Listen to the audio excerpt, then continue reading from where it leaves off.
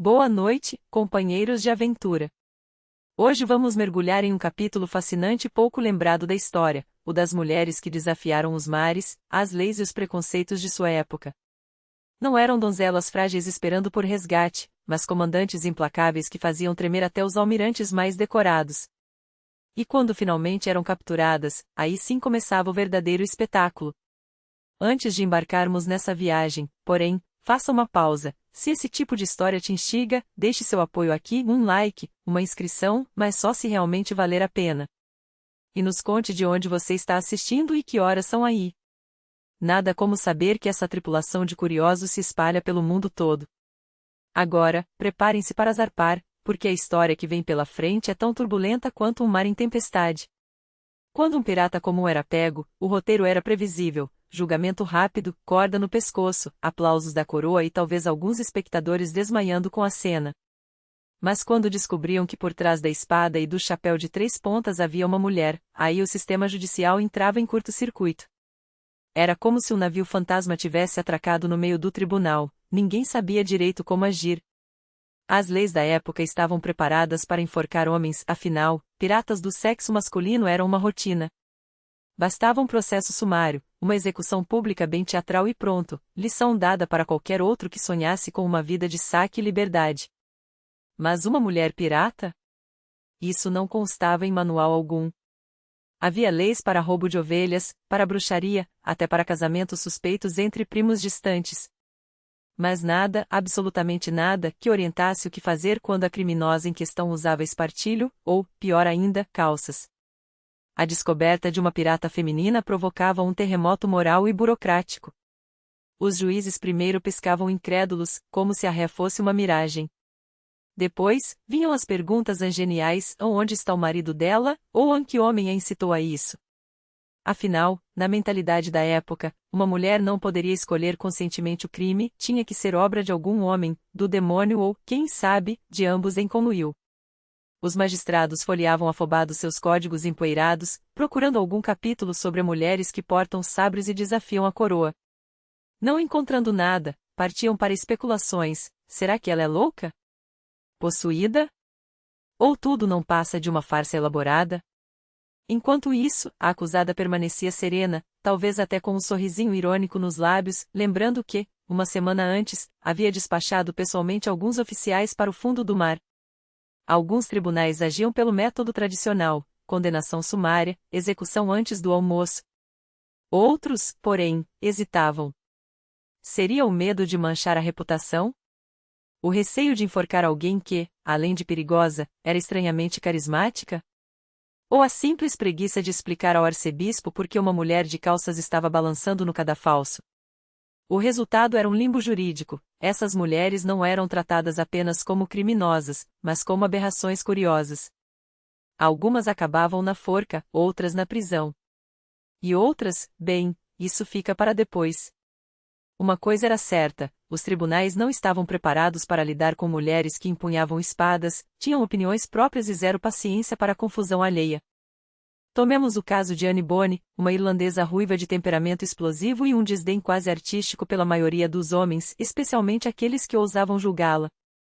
Quando finalmente foi capturada, em 1720, as autoridades jamaicanas esperavam que ela se ajoelhasse chorando, implorasse por clemência ou, no mínimo, recitasse algum discurso emocionado sobre bordados e arrependimento. Em vez disso, Anne ouviu sua sentença de morte com um sorriso cínico, virou-se para o juiz e soltou: se você lutasse como um homem, não morreria como um cão. Frase cruel? Talvez. Mas impossível negar que ela mantinha o estilo. Mas Anne tinha mais um trunfo na manga. Ou melhor, na barriga. Ela anunciou que estava grávida, ou pelo menos alegou estar. Nas leis britânicas da época, uma mulher em estado interessante não podia ser enforcada, seja por misericórdia ou por pura economia. Por que matar dois com uma só corda? Então, Anne fez o que qualquer mulher esperta faria ao encarar a forca: jogou com as regras do sistema. Declarou-se grávida, não inocente, note bem, e ganhou tempo. Funcionou. A execução foi adiada. Se ela realmente esperava um filho ou apenas inventou uma desculpa engenhosa, talvez um súbito desejo por frutas tropicais, ninguém sabe ao certo. Alguns historiadores juram que era verdade e outros, que foi um blefe magistral. De qualquer forma, Anne escapou da forca, enquanto seus companheiros masculinos balançavam no vento como sinos sem badalos. Durante um furacão, ela foi transferida para a prisão, onde sumiu dos registros oficiais como se tivesse se dissolvido no ar.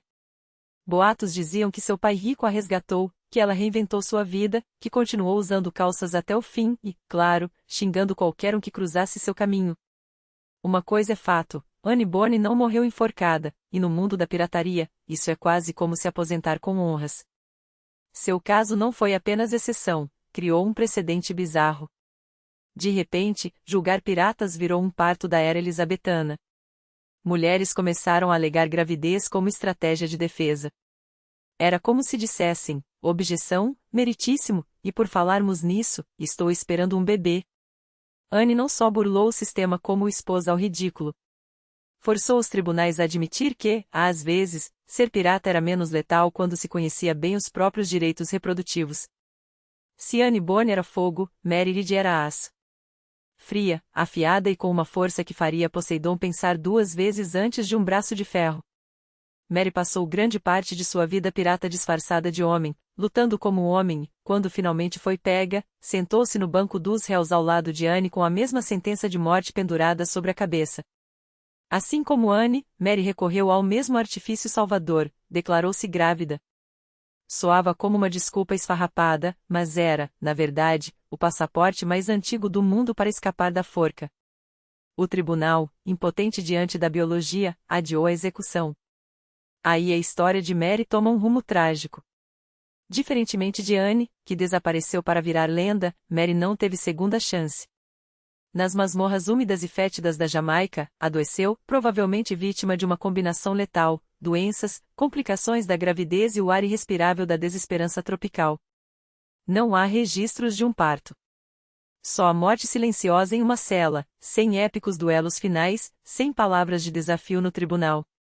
Apenas febre, delírio e um fim sombrio para uma das piratas mais formidáveis que já singraram os mares. A história, às vezes, prefere deixar as lendas inacabadas. Uns dizem que ela morreu de febre carcerária, talvez tifo ou desenteria, ou outros, que sucumbiu em um parto complicado. De qualquer forma, o resultado foi o mesmo, nenhuma forca, mas também nenhuma liberdade. Apenas mais uma mulher cujo destino se apagou entre quatro paredes, enquanto homens de peruca discutiam se ela era feminina o suficiente para ser enforcada. Sua morte foi menos dramática que sua vida. Talvez seja justamente aí que esteja a cruel ironia da pirataria, o terror nos oceanos e o silêncio na terra firme. Mary Read não deixou mapas do tesouro nem um legado de violência. Só um lembrete mudo de que até os piratas mais temidos podem ser derrotados por algo tão prosaico quanto uma doença ou a burocracia. Enquanto Anne Bonny e Mary Read se tornavam mitos nas águas do Caribe, do outro lado do mundo uma mulher chamada Xing-Shi elevava a pirataria a um nível industrial e vencia. Ela não comandava um simples brigue ou uma tripulação de 30 desordeiros. Não. No auge de sua carreira, no início do século XIX, liderava uma frota de mais de 300 navios e um exército de 20.000 a 80.000 piratas, dependendo de quem conta a história. Mas essa é uma história para outra noite. Ouça bem, não importa se essa história vem de um historiador ou de alguém tentando impressionar em um primeiro encontro. Xing-Shi não era apenas uma rainha pirata, ela era um império flutuante que escapava de impostos. Ao contrário de Bonny Read, nunca foi capturada, porque tinha a audácia e a inteligência para evitar isso. Quando a marinha chinesa, os navios portugueses e até as forças britânicas tentaram pará-la e falharam, ela deu um passo que beirava o impossível, negociou com todos de uma vez. Entrou calmamente no gabinete do governador em Gwangju, expôs suas condições e, de algum modo, convenceu o governo chinês a perdoá-la, a todos os seus piratas e até a deixar ficar com o butim. Aposentou-se com dignidade, dinheiro e a cabeça no lugar. Imagine o capitão Jack Sparrow entrando no parlamento, dizendo estou me demitindo e recebendo uma pensão e uma licença para negócios. Foi mais ou menos isso que aconteceu. Depois de se aposentar, abriu uma casa de jogos, porque, afinal, depois de comandar uma máfia marítima, voltar a tricotar seria um desperdício de talento. Tecnicamente, Xing-Shi nunca foi pega, então sua história não se encaixa no script tradicional. Mas é importante porque provou que a vida de uma pirata não precisava terminar em forca ou esquecimento trágico.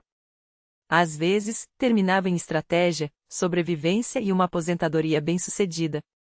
Os governos não sabiam o que fazer com ela, não porque ela quebrasse as regras, mas porque as reescrevia. Não pulava de cordas nem fazia dramas em tribunais. Gerenciava logística, organizava cadeias de suprimentos e dava passos tão ousados que até generais perdiam o sono. Ela não só evitou a punição, negociou sua liberdade e saiu mais rica do que a maioria dos homens que tentaram capturá-la. Agora, aqui vai uma ironia cruel: no século XVIII, se você fosse um pirata homem, sua sorte estava selada. Mas se fosse uma pirata grávida, de repente as coisas ficavam estranhamente flexíveis. Bem-vindos ao mundo do Emplea of the Belly, uma expressão que soa como desculpa para pular aula de educação física, mas que, na verdade, era um escudo legal vindo do direito comum inglês. A ideia era simples: executar uma mulher grávida significaria matar uma vida inocente. E até os sistemas judiciais do século XV sabiam que isso ficaria muito mal na história. Então, quando uma pirata era levada a julgamento, bastava declarar que estava esperando um filho. Provas imediatas? Não eram exigidas. Só precisava de confiança suficiente para adiar o processo. O tribunal, então, nomeava um grupo de mulheres, o Jury of Matrons, cuja missão era examinar a acusada e decidir, com mínimo treinamento e máximo constrangimento, se ela falava a verdade. A ciência, digamos, era questionável. Se você arrotasse com convicção, podia se salvar. Se parecesse magra demais, podia acabar enforcada.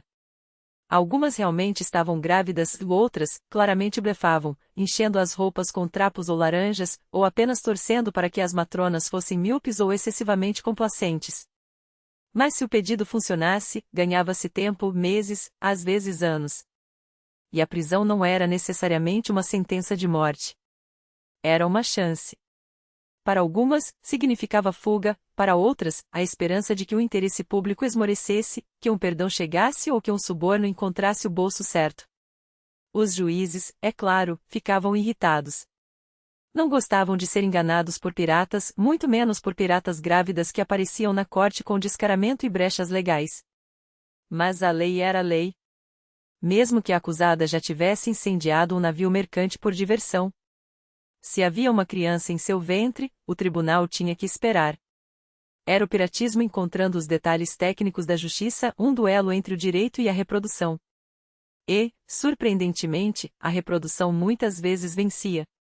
Assim, enquanto a maioria dos piratas homens ia rápido para a forca, algumas mulheres sobreviviam não porque eram inocentes, mas porque eram muito grávidas ou muito convincentes. De um jeito ou de outro, funcionava. E o tribunal, ruborizado e resmungando, murmurai-te, ela invocou o ventre de novo. Quando o drama judicial terminava e a execução era adiada ou evitada, as autoridades enfrentavam um problema ainda mais incômodo: não podiam simplesmente soltar a pirata, porque ela voltaria ao mar antes que alguém dissesse cadê meu navio. Mas também não podiam jogá-la em uma prisão comum sem causar escândalo. A maioria das cadeias era projetada para homens que roubavam galinhas, não para mulheres que abordavam navios mercantes e esfaqueavam oficiais. Começava, então, uma dança desajeitada de como guardar uma pirata. Elas eram mantidas em celas improvisadas, quartos reformados em fortes, casas abandonadas ou, nos piores casos, acorrentadas em lugares que ninguém queria visitar, como um porão úmido debaixo do gabinete do governador. Não eram condições luxuosas. Menos piratas do Caribe, mas um Airbnb ruim no inferno. Às vezes, as dividiam com outras mulheres, o que gerava pânico moral. E se elas espalharem suas ideias piratas? E se outras mulheres forem contaminadas pela ambição? Em outros casos, eram mantidas em isolamento total, sob vigilância mais rígida do que a de assassinos, porque não eram perigosas apenas pelos crimes, mas por terem violado a maior regra não escrita da época: serem mulheres que não ligavam para o que os homens pensavam. Os guardas não sabiam como tratá-las, como damas, como criminosas, como forças da natureza, com um vocabulário de marinheiro e uma adaga escondida em algum lugar desconhecido. Se a pirata era famosa, a situação piorava. Multidões se reuniam para vê-la, jornais estampavam manchetes sensacionalistas, e alguns guardas começavam a aceitar propinas para deixar os curiosos entrarem. As pessoas pagavam para ver a Dama Pirata, o primeiro reality show criminal da história. A longo prazo, a prisão era um risco. As condições eram horríveis, doenças se espalhavam, e a assistência médica se resumia à torça para ter sorte. Algumas piratas morriam em silêncio. Outras resistiam, envelhecendo, amarguradas e cada vez mais esquecidas. Mesmo assim, era melhor do que a forca, embora não por muito. Quando as autoridades não sabiam o que fazer com uma pirata presa, as cadeias estavam lotadas, ou o processo era simplesmente inconveniente, elas às vezes recorriam à solução mais estranha de todas, o casamento. Sim, em vez de execução ou prisão perpétua, o governo decidia: vamos arrumar um marido para ela. A lógica, se é que podemos chamar assim, era de que o matrimônio a civilizaria. Como se anos de trocar fraldas e jantares passivo-agressivos transformassem uma saqueadora de navios em uma esposa submissa. Algumas aceitavam o destino por instinto de sobrevivência. Outras viam nisso uma missão disfarçada, trocavam os sabres por colheres, mas evitavam a forca. Às vezes, dava errado. Algumas mulheres usavam o casamento como trampolim para uma rebelião silenciosa, escondiam armas na cozinha, davam aos filhos nomes suspeitamente náuticos. E, sinceramente, depois de comandar um navio, era difícil se empolgar com bordados em cortinas.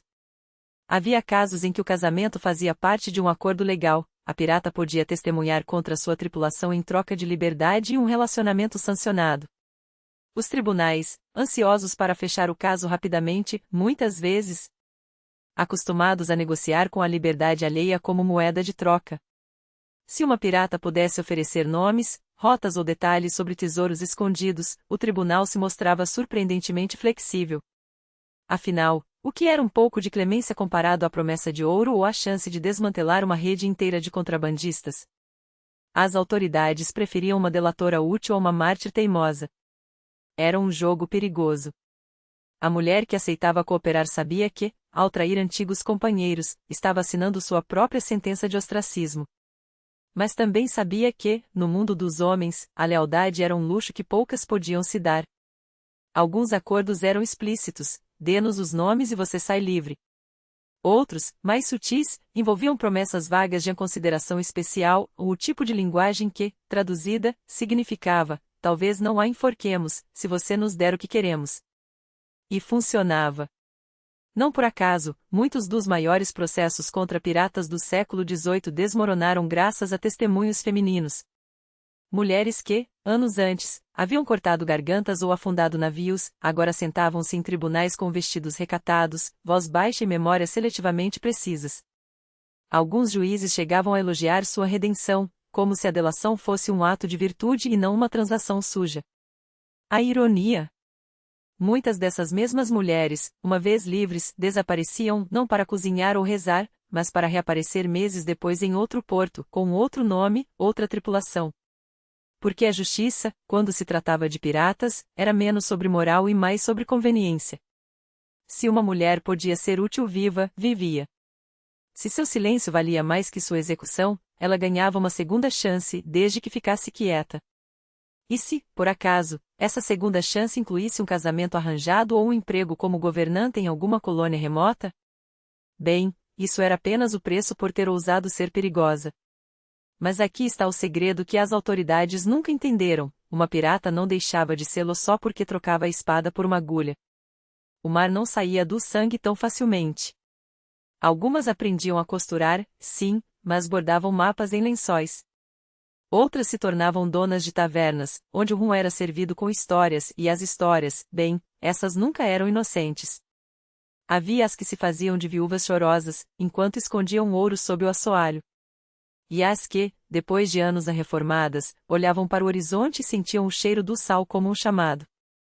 Porque, no fim das contas, o sistema podia tentar domesticar, mas nunca apagar. Podia prendê-las, casá-las, fazê-las jurar sobre bíblias, mas não podia tirar delas a memória do vento nos mastros ou o peso de um punhal na cintura. E é isso que as torna tão fascinantes: não eram santas, nem demônios. Eram mulheres que, mesmo quando obrigadas a se ajoelhar, mantinham os olhos fixos no horizonte. Algumas ganharam baladas. Outras, esquecimento. Mas todas, de uma forma ou outra, deixaram sua marca, seja em um mapa rasgado, um processo judicial ou na maneira como, séculos depois, ainda nos fazemos a mesma pergunta: o que uma mulher é capaz, quando o mundo insiste em subestimá-la? Mas não bastava apenas capturar piratas, era preciso desmantelar suas redes, expor rotas e confiscar navios. E quando uma mulher capturada oferecia nomes, esconderijos e rotas do capitão em troca de clemência, os ouvidos das autoridades se aguçavam. A verdade? Algumas delas tinham muito a dizer. Navegaram com bandos de facínoras, ouviram planos regados a rum, sabiam quais portos fechavam os olhos às quartas-feiras. De repente, sob a sombra do cadafalso, suas memórias ganhavam uma clareza cristalina e um valor inestimável. Um acordo. Um perdão. Uma redução de pena. Ou, no mínimo, um adiamento da forca e uma cela menos infestada de ratos. Não confunda isso com covardia. Delatar não era uma escolha fácil. Os códigos piratas, especialmente no Caribe, tratavam informantes como lixo. Mas quando você olha nos olhos do carrasco enquanto ele ajusta o nó da corda, a lealdade se torna relativa. Algumas mulheres usavam essa moeda para ganhar tempo. Outras, para recuperar a liberdade.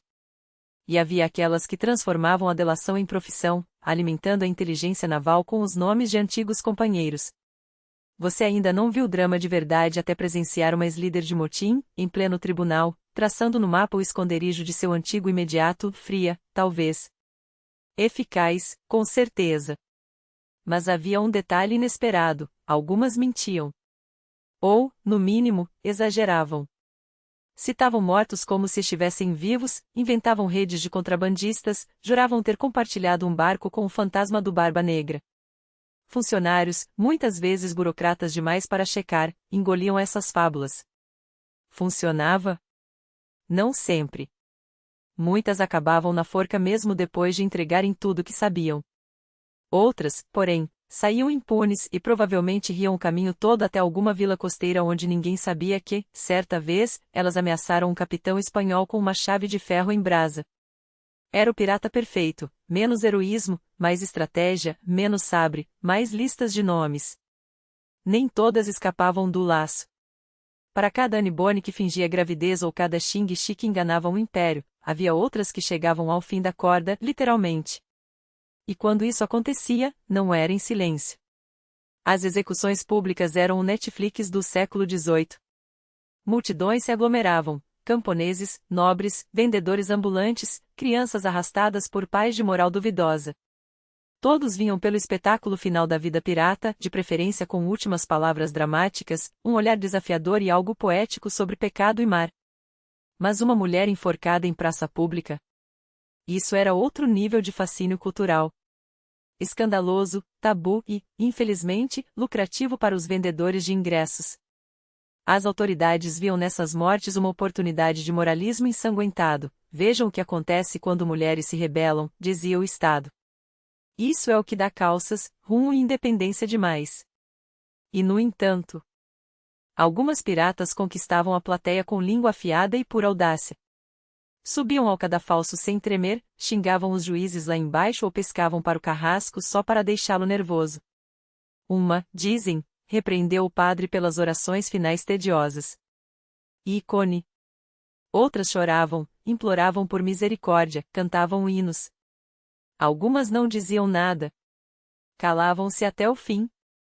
Mas, fosse qual fosse a reação, ela se tornava parte do registro público. Jornais sensacionalistas transformavam suas últimas palavras em manchetes do dia seguinte. A maldição da pirata antes da queda. O Estado tentava dirigir essas mortes, esperando transmitir a mensagem certa, mas, como toda coisa humana, às vezes o público levava consigo apenas admiração, especialmente quando a condenada morria com dignidade, ironia ou simples coragem, mais do que muitos homens empodrados que assistiam das sacadas. E aí está o paradoxo: enforcavam piratas para pagá-las, mas o drama de suas mortes muitas vezes as tornava imortais. Pouco importava que tivessem morrido. Importava como morriam. E muitas o fizeram dando o dedo do meio para o mundo que nunca soube decidir se devia temê-las, lastimá-las ou fingir que nunca existiram. Para um bom pirata, a morte nunca foi o fim. Não quando ainda era possível virar balada, alimentar mitos e ser escrita nos livros de história que, desesperadamente, tentavam reduzir mulheres a metáforas. Depois da captura, fosse na forca, na prisão ou em um misterioso desaparecimento para a aposentadoria, a história da pirata raramente terminava. Claro, não era ela quem a escrevia, mas homens com canetas, motivações duvidosas e uma obsessão doentia por lições morais. Esses escritores pegavam essas mulheres e as moldavam como argila, se morressem jovens, viravam sedutoras trágicas, se sobrevivessem, exemplos edificantes, se enganassem o sistema, ou eram loucas ou vigaristas. Nuances? Nunca ouviram falar. Com o tempo, os fatos reais foram soterrados sob camadas de brilho narrativo. Anne Bonny virou uma ruiva selvagem, sabre em uma mão, garrafa de rum na outra. Meredith foi reduzida a fiel companheira. Xing-Shi, a uma caricatura de perigo exótico. E incontáveis outras mulheres foram espremidas num único clichê cansado, ela se vestia como homem, como se calças fossem o verdadeiro crime. Já aquelas cujos nomes sumiram dos anais? Suas histórias foram devoradas pelo folclore. Rainhas piratas sem nome apareciam em poemas e romances de aventura, com traços suspeitamente familiares, vingativas, sedutoras, inevitavelmente punidas. Afinal, nada era pior do que uma mulher com uma espada, a não ser uma mulher com um final feliz. Mas, às vezes, essas histórias tinham um efeito inverso. Com o passar dos séculos, os leitores pararam de ver nas piratas um aviso e começaram a enxergar ícones rebeldes, independentes, aterradoras da melhor maneira possível. Os mesmos relatos feitos para assustar e impor obediência acabavam fazendo as pessoas perguntarem: por que não houve mais? E é aí que está o legado delas. Em vida, foram perseguidas, julgadas, punidas, após a morte, distorcidas, sensacionalizadas ou apagadas. Mas nas lendas, floresceram. Tornaram-se símbolos de insubordinação complexos, contraditórios, incômodos lembretes de que as mulheres não apenas existiram na história. Elas sacudiram seus alicerces. Ao ouvir as histórias de Bonny, Reed e Xing-Shi, você pode se perguntar, por que tão poucas mulheres piratas? Será que realmente foram poucas, ou simplesmente não tiveram direito à memória? Resposta curta: sexismo. Resposta longa: sexismo institucional, cultural, marítimo, jurídico e logístico, temperado com uma generosa dose de masculinidade frágil e cheiro de suor. Primeiro, os navios eram espaços majoritariamente masculinos. Muitas frotas e tripulações privadas proibiam explicitamente mulheres a bordo, alegando azar, más colheitas e a antiga crença de que a presença feminina distraía e levava ao naufrágio. Séculos de experiência náutica, aparentemente, podiam ser anulados por um par de coxas. As que conseguiam embarcar tinham que se disfarçar, calças, lenços, peitos amarrados, voz grossa. Viviam uma vida dupla só para serem aceitas no convés. E se fossem descobertas? Ninguém aplaudia. Eram jogadas ao mar ou algo pior. Era um mundo que não tolerava ambições femininas, muito menos violência praticada por mulheres. Até no crime, a misoginia reinava. Um homem pirata podia ser um assassino hediondo, um sádico sem escrúpulos, e ainda assim ganhava apelidos épicos, canções que ecoavam pelos portos e biografias cheias de romantismo forjado. Mas uma mulher pirata?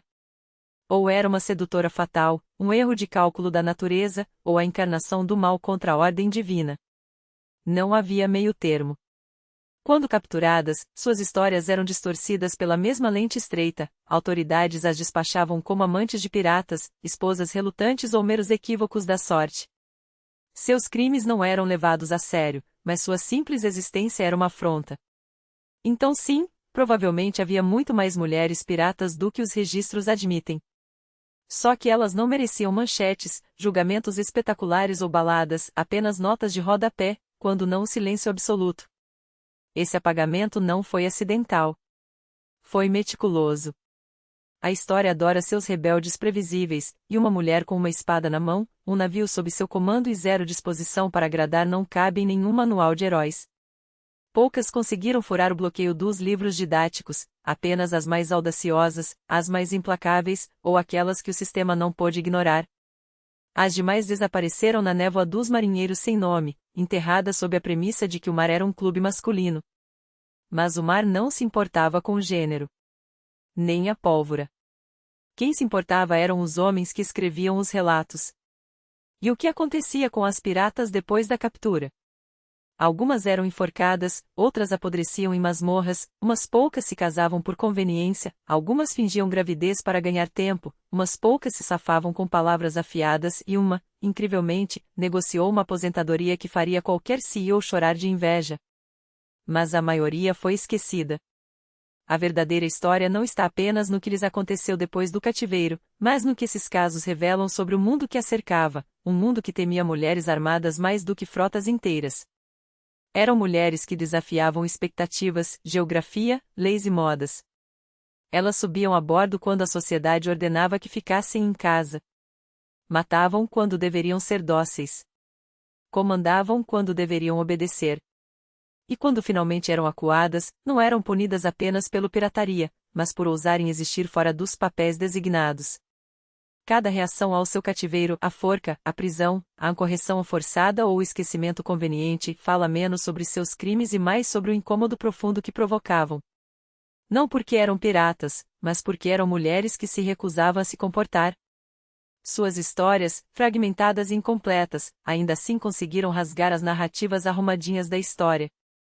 Elas nos forçam a olhar além das caricaturas e enxergar pessoas reais, complexas, astutas, cruéis, engenhosas e, às vezes, exaustas até a medula.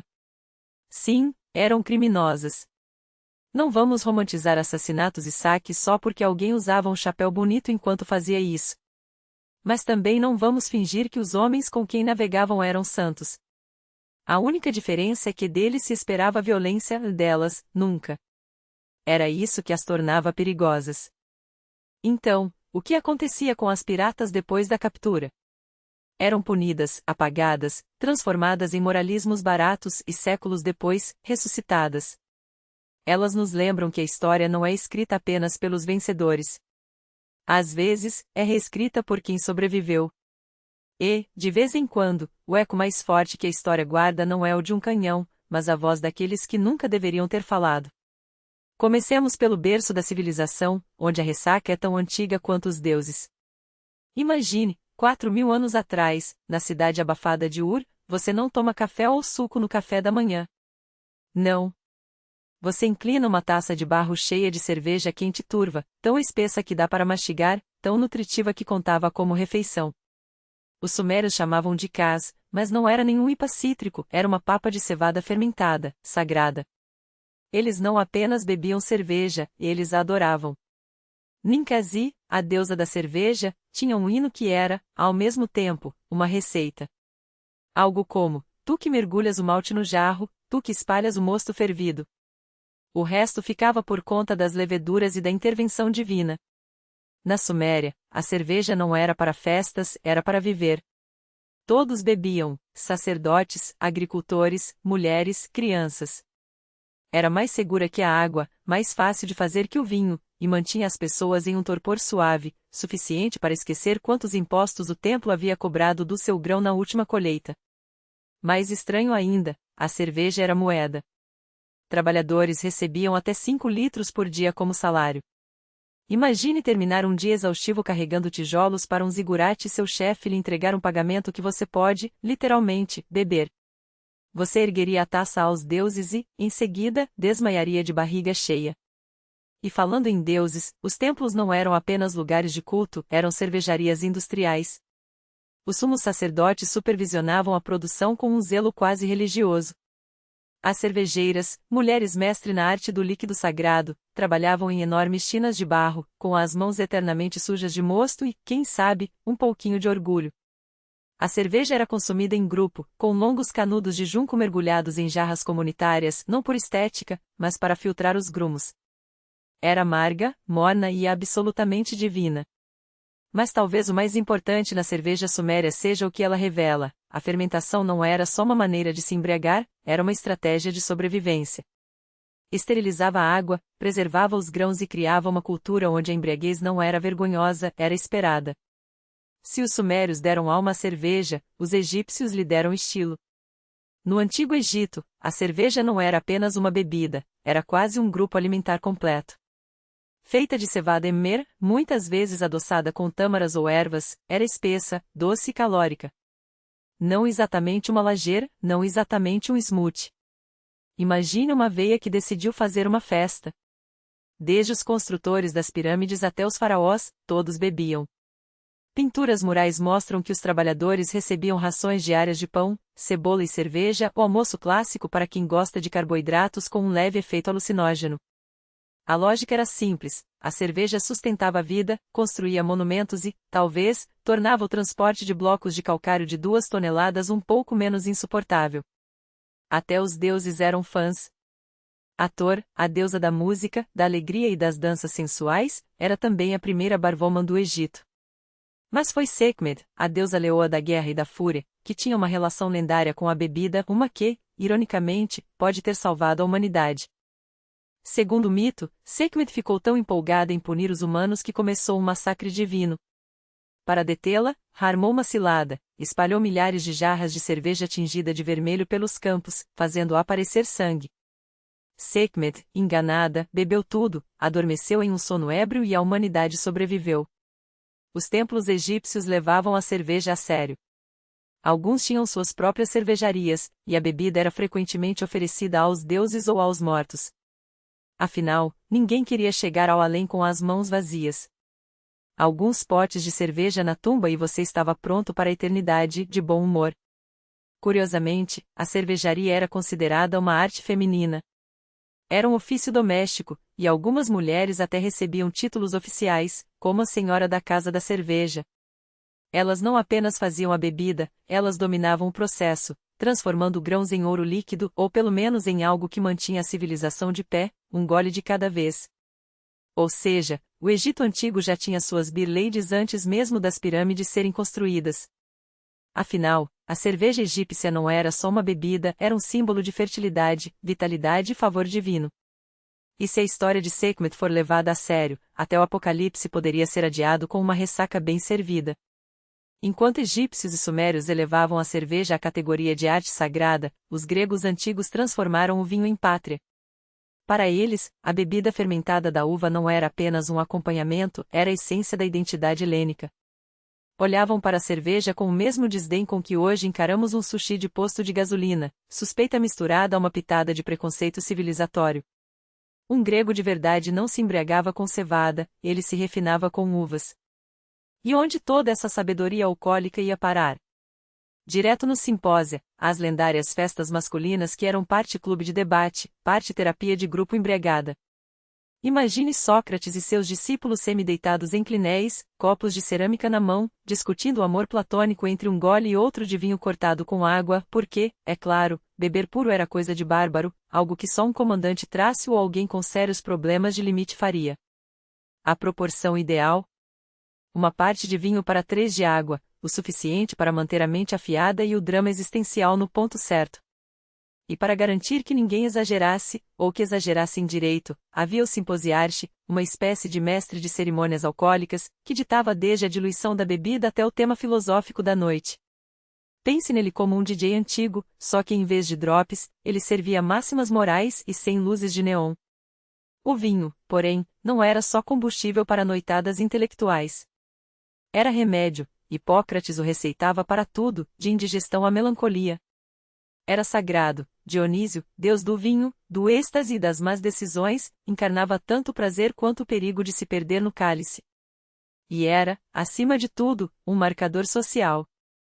Os ricos bebiam vinhos envelhecidos em ânforas importadas, os pobres se contentavam com lora, um vinagre ralo feito de bagaceira reidratada, o equivalente antigo ao vinho de caixinha misturado com arrependimento.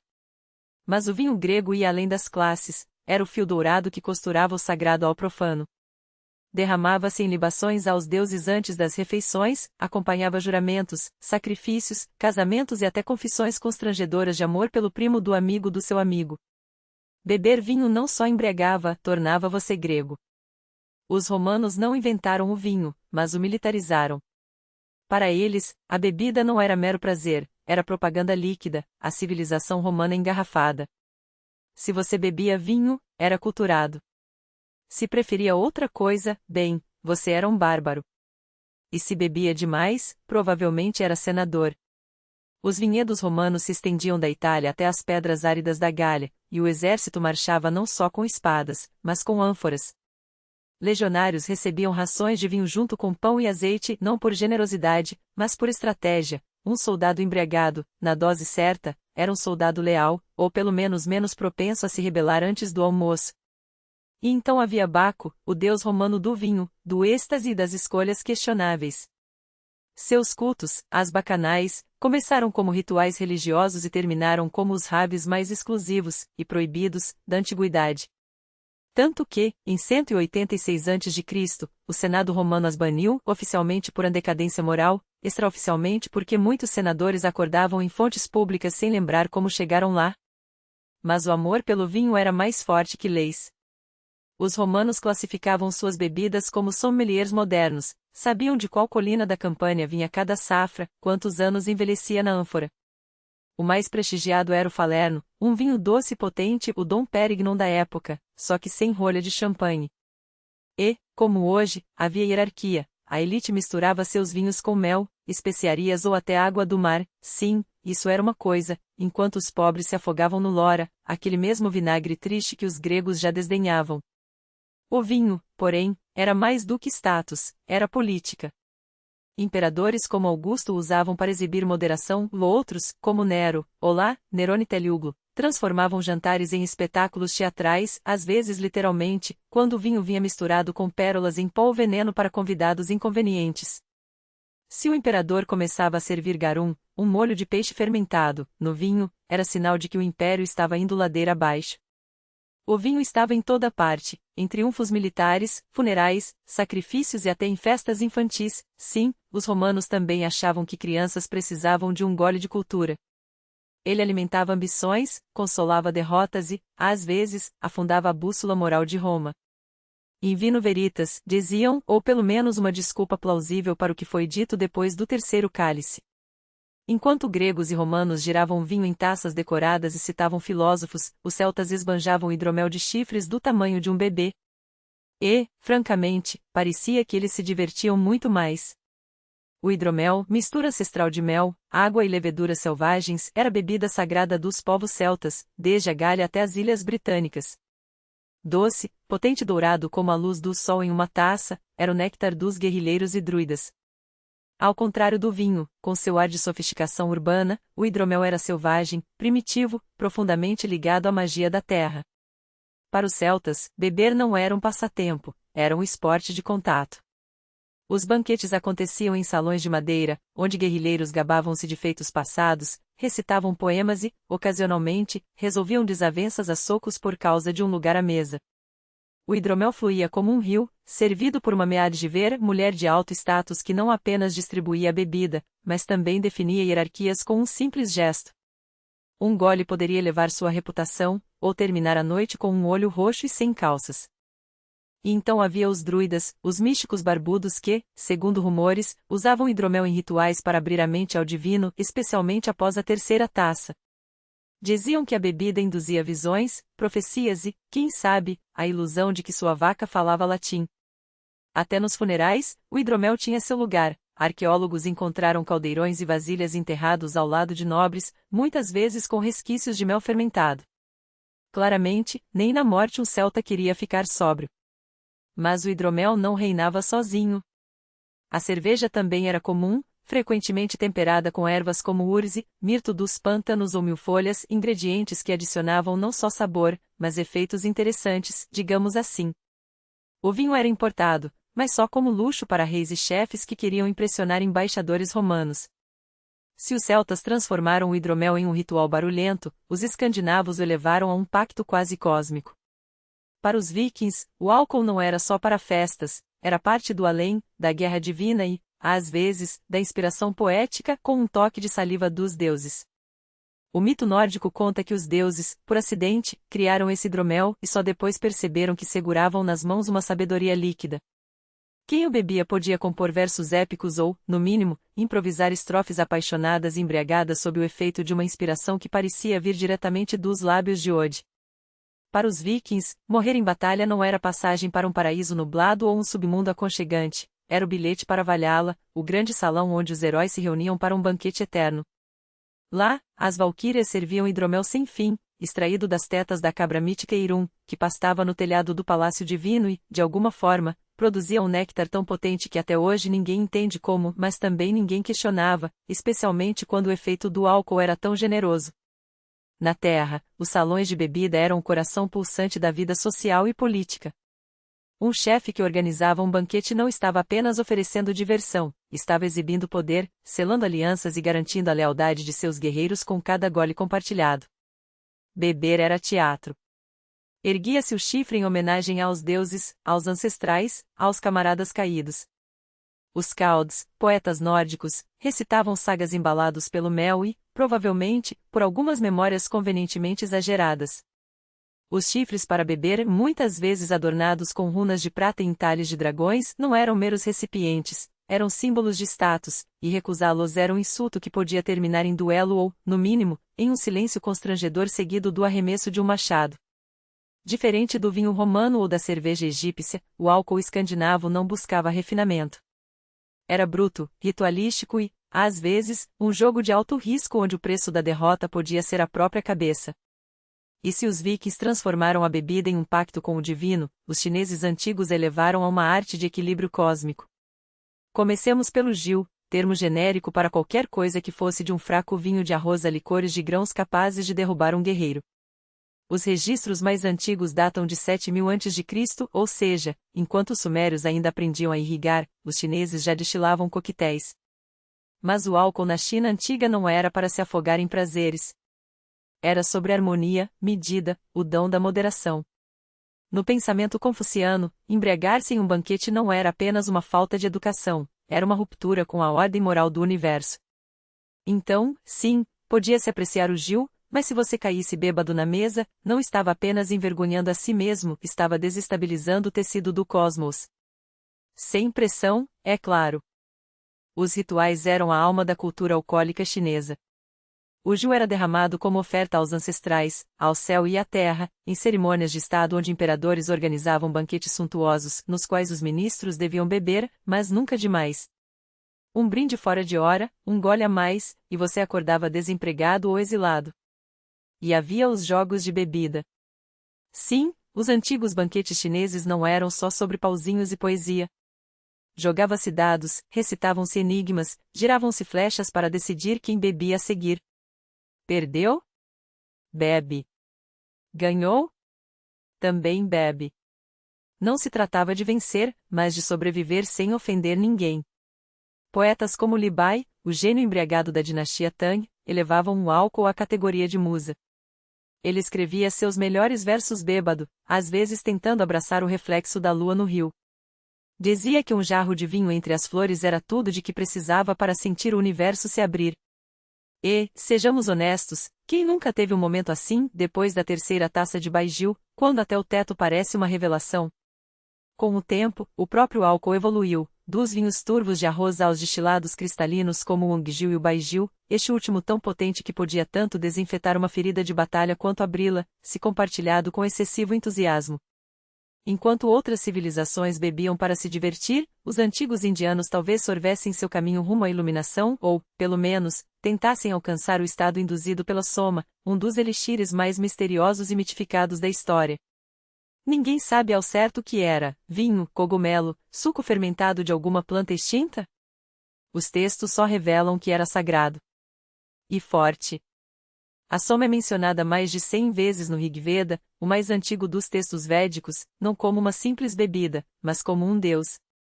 Uma divindade líquida, dourada, que aflui como um rio impetuoso e faz o bebedor imortal. Os sacerdotes a consumiam durante rituais de fogo, acreditando que ela concedia clareza divina, visões celestiais e, muito provavelmente, alucinações de tirar o fôlego. Preparada a partir de uma planta desconhecida, misturada com leite ou água, coada através de lã e oferecida primeiro aos deuses antes de ser ingerida pelos humanos, um verdadeiro brunch sagrado. Os sacerdotes juravam que, após beber soma, podiam conversar com Indra, o deus do trovão, e até ver o céu se partir ao meio. Se era comunicação genuína ou um proto-microdosing psicodélico, ainda se discute.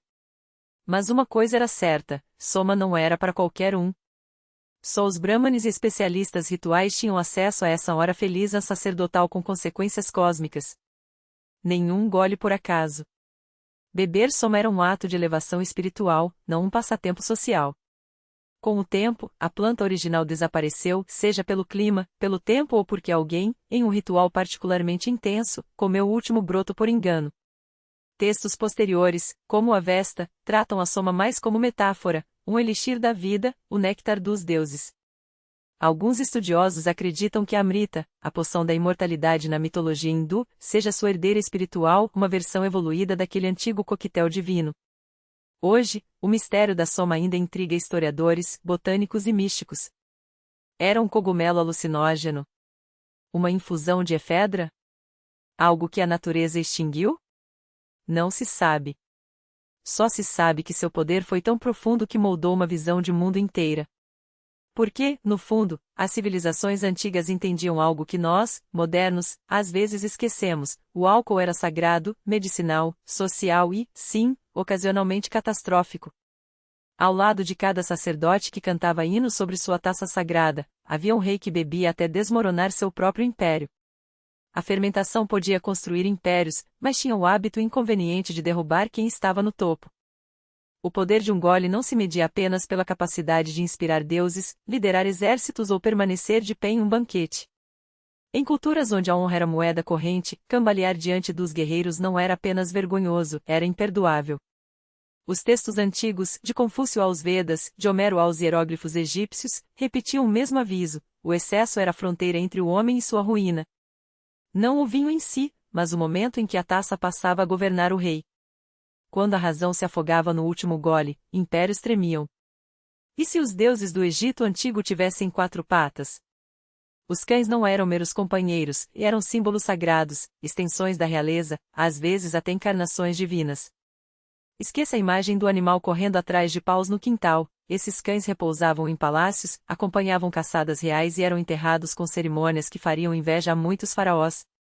Os lebreus, com suas silhuetas esguias e instinto afiado, eram os favoritos, não vira-latas, mas criaturas majestosas, mimadas, com nomes gravados em tumbas: Fiel, Bravo, Vento do Norte.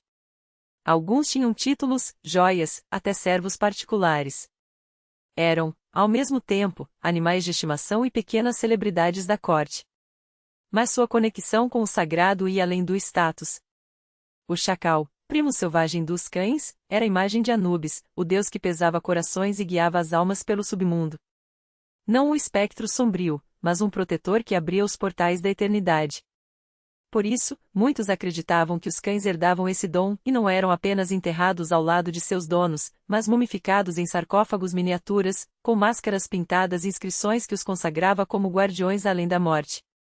E não era um privilégio da nobreza. Escavações em vilas de trabalhadores revelam canis rudimentares e frescos mostrando cães brincalhões sob mesas de banquetes, prova de que, há 3.000 anos, já se espreitava comida para eles.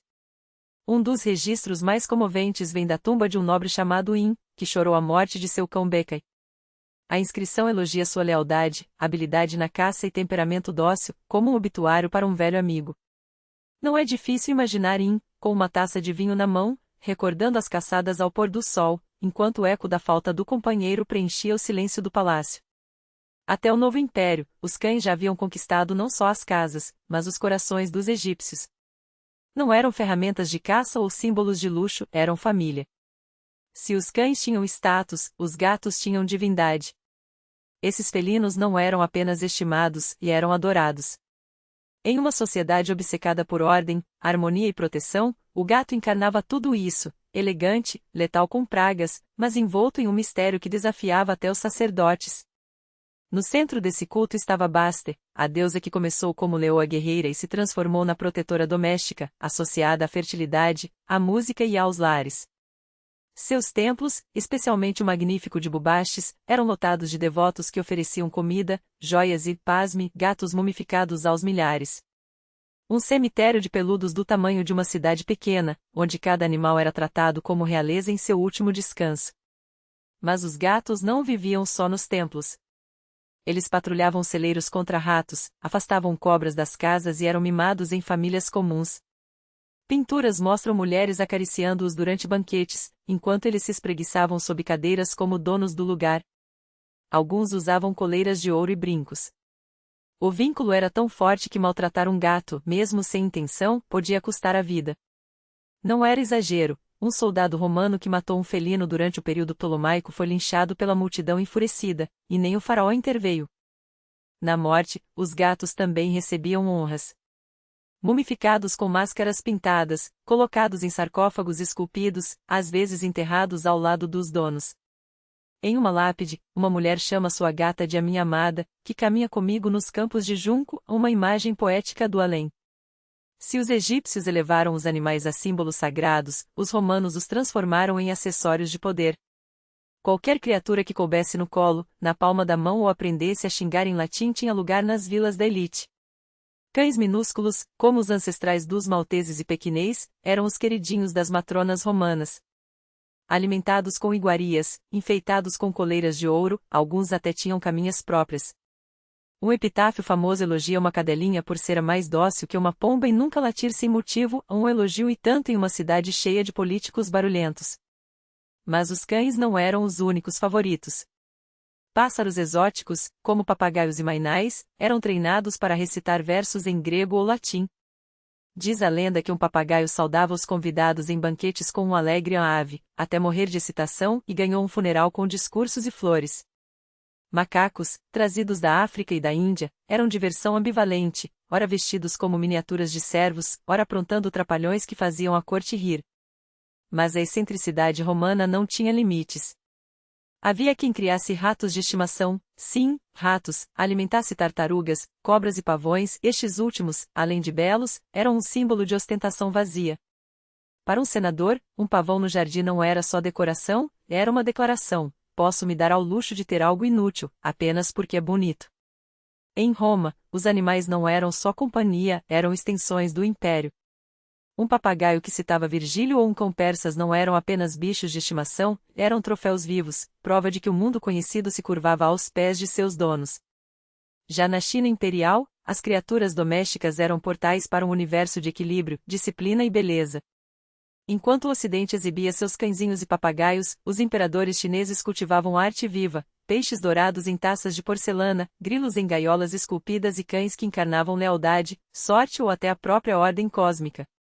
Os peixinhos dourados, descendentes de carpas domesticadas na dinastia Tang, não eram apenas bonitos, eram obras-primas nadantes, valorizados por cor, forma e a quietude hipnótica de seus movimentos.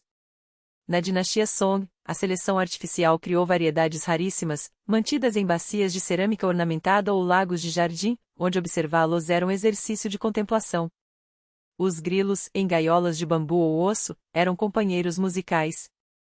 Seu canto era considerado poético, quase espiritual. Poetas da dinastia Song escreviam versos sobre seu churear noturno, e na era Qin, crianças os criavam para batalhas de canto, sim, competições de grilos. E os cães? Pequenos, como os ancestrais dos pequinês, eram mais que pets, eram amuletos vivos. Suas formas compactas e expressões serenas simbolizavam harmonia, e alguns até acreditavam que sua presença afastava maus espíritos. Mas a verdadeira obsessão chinesa era pela precisão. Cada detalhe, do formato das orelhas à curvatura da cauda, era meticulosamente aprimorado, como se esculpir a perfeição em pelo e osso. Não eram apenas animais, eram manifestos de uma filosofia onde até o menor ser tinha seu lugar no grande desenho do universo. O Shih Tzu, por sua vez, não era apenas um cão, era uma encarnação sagrada. Criado para evocar os leões guardiões da mitologia chinesa, sua juba sedosa e porte altivo transformavam-no em um ser quase divino. A lenda conta que os pequinês descendiam de leões que, encantados pela sabedoria dos monges budistas, encolheram-se de amor até se tornarem companheiros de quatro patas. Não era exagero, na Cidade Proibida, esses cães eram transportados em cestos de seda, carregados nos braços das concubinas ou vigidos por eunucos armados, porque até um animal de estimação da realeza merecia sua própria escolta. A relação dos chineses com seus bichos não se resumia à beleza, era uma lição de equilíbrio. Uma carpa dourada no lago ensinava a arte da contemplação, um grilo, com seu canto efêmero, lembrava a fugacidade da vida. Já o pequinês no regaço do imperador era um lembrete tático, a harmonia não se impunha, se cultivava. E se na Mesopotâmia ou na Europa medieval um animal poderia terminar como jantar, na China imperial, ele era, acima de tudo, um símbolo de status, de espiritualidade, de um refinamento que só os eleitos podiam compreender. Mas se os chineses elevavam seus cães a altares, os mesoamericanos os transformavam em pontes entre mundos. Tomemos o Xoloitzcuintli, o cão pelado mexicano, cuja aparência, digamos, adquirida, escondia um propósito sagrado. Para astecas e maias, ele não era um animal de estimação, mas um psicopompo, um guia das almas através dos 9 níveis traiçoeiros de Mictlán, o submundo. Quando um senhor morria, um cholo era sacrificado e enterrado ao seu lado, não como oferta, mas como passaporte. Uma viagem sem retorno merecia um companheiro leal, mesmo que o preço fosse alto. E aqui reside o paradoxo mesoamericano: esses cães eram ao mesmo tempo companheiros, guardiões e iguaria. Em cerimônias, sua carne era consumida com reverência, como se, ao devorá-los, os vivos absorvessem sua essência divina. Uma lógica cruel? Talvez. Mas para culturas que viam o sagrado em cada folha de milho e cada gota de sangue, a dualidade era natural: o que é venerado também pode ser comido, desde que com propósito. E então havia os filhotes de jaguar, criaturas que faziam dos tigres de estimação dos romanos parecerem gatinhos de colo. Para maias e astecas, o jaguar não era um simples predador, era o emissário dos deuses, um guerreiro celeste encarnado em pele manchada. Manter um filhote desses em cativeiro não era mero capricho de nobre, era uma declaração de poder. Imagine entrar no pátio de um Tlatoani e se deparar com uma máquina de matar adormecida ao pé de uma fonte, não havia necessidade de palavras. O status do dono estava escrito nas garras afiadas daquele felino. Até as perus, sim, os ancestrais do seu prato de ação de graças, tinham um papel sagrado.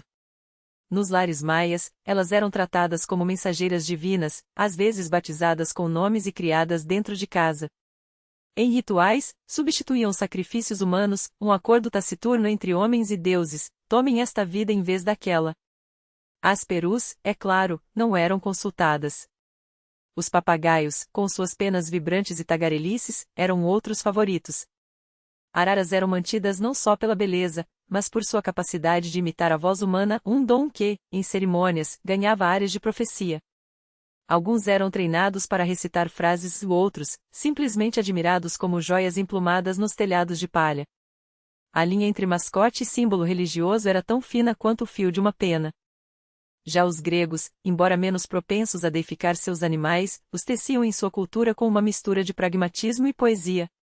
Não havia vídeos de gatinhos, lamentavelmente, mas havia Argos, o cão de Odisseu, cujo reconhecimento do dono após 20 anos de ausência é, talvez, o primeiro registro literário de um a quem é o bom menino, emocionado. Os cães de guarda, como o molosso, ancestral do mastim, eram mais do que alarmes vivos, eram muralhas de pelo e dente, capazes de dissolver a coragem de qualquer intruso com um rosnado. Para quem preferia menos baba, havia os pássaros canoros. Os gregos adoravam cios e codornizes, mantidos em gaiolas delicadas e treinados para repetir melodias. Nos lares mais abastados, pássaros exóticos do Oriente eram exibidos como troféus sonoros de riqueza. Até Aristóteles, em sua História dos Animais, anotava o comportamento deles e como alguns papagaios aprendiam a dizer as saudações antes de destruírem um pergaminho com suas garras. Mas se há um animal que roubou a cena na Grécia Antiga, foram os gansos. Sim, aqueles mesmos que, segundo a lenda, salvaram Roma com seu grasnado ensurdecedor. Tecnicamente, foi em Roma, mas os gregos, sempre competitivos, provavelmente tinham seus próprios gansos sentinela. Eles não eram apenas fábricas de penas e patê, eram o sistema de segurança mais barulhento da antiguidade. Um ladrão que conseguisse passar por um molosso dormindo ainda teria que enfrentar o corpo de gansos, cuja reação a estranhos era tão implacável quanto a de um espartano em batalha. Até os filósofos tinham suas preferências. Diógenes de Sinope, o homem que morava em um barril e zombava das convenções, tinha uma queda por cães, não os de raça, mas os vira-latas, livres e desapegados. Tanto que seu movimento, o cinismo, vem de quinicus, canino, em homenagem à honestidade brutal desses animais. Seus seguidores, os cínicos, adotavam a vida simples dos cães, comiam quando tinham fome, dormiam onde caíam e latiam contra a hipocrisia humana.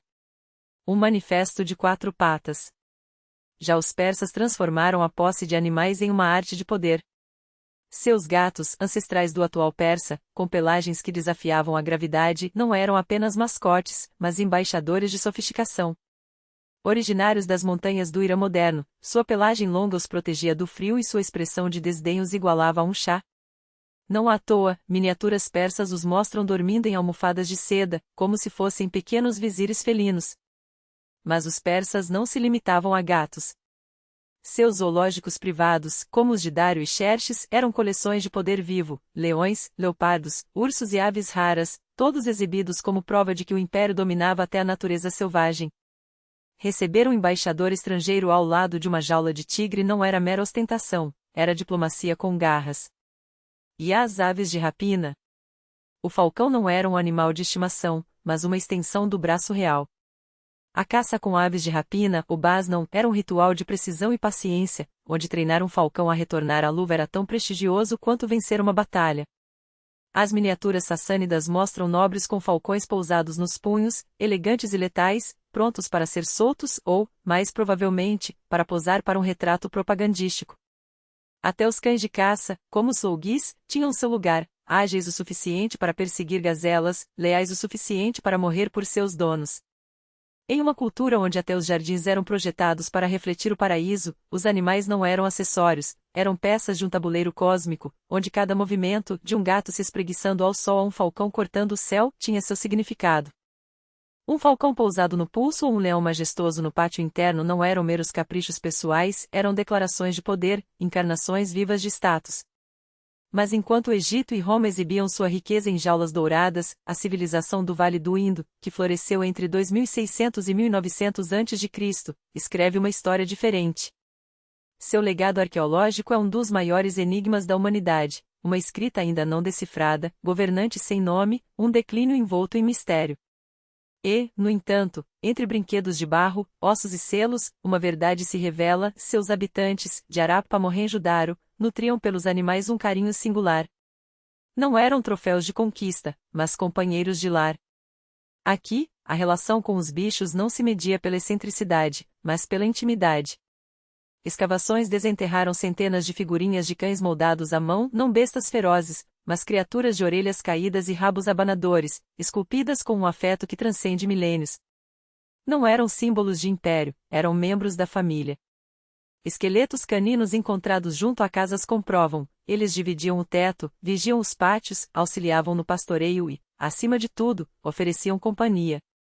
Brinquedos infantis em forma de cães, pequenos carros de bois e apitos com formatos de animais sugerem que esses seres faziam parte do cotidiano doméstico, não apenas como ajudantes, mas como afetos. Gatos, embora menos frequentes que no Egito, também deixaram vestígios, restos felinos em áreas residenciais, prováveis caçadores de roedores em uma sociedade que dependia de celeiros repletos, mas também apreciados por sua presença serena. É fácil imaginar uma tecelã arapiana, absorta em seus fios, enquanto um gato pequeno dormita ao sol, indiferente ao burburinho humano.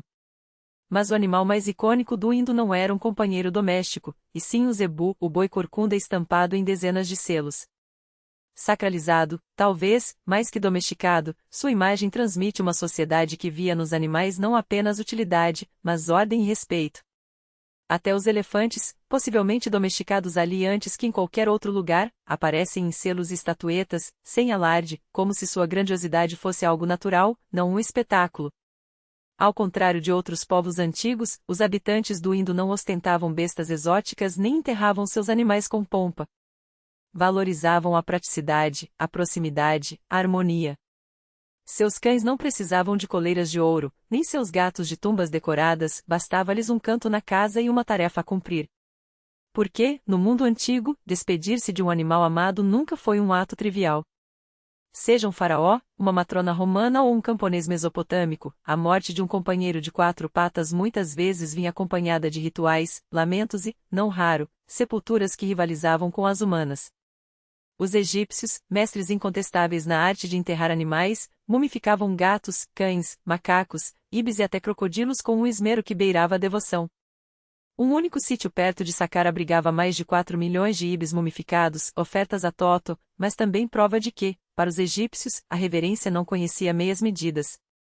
Alguns animais eram enterrados ao lado de seus donos ou em sarcófagos próprios, com inscrições como o querido da casa ou a fiel companheiro na vida e na morte. Eram, em essência, monumentos funerários em hieróglifos. Já gregos e romanos preferiam a intimidade da palavra escrita. Epitáfios esculpidos em pedra eternizavam cães minúsculos e pássaros canoros com versos que doíam de tão humanos. Uma lápide romana lamenta: levo-te em lágrimas ao teu último repouso, assim como te trouxe em alegria para casa nos meus braços. Outra chora Margarida, uma cadela que nunca latia sem motivo, e agora emudece para sempre. Não eram frases protocolares, eram gritos de um vínculo que a morte não apagava.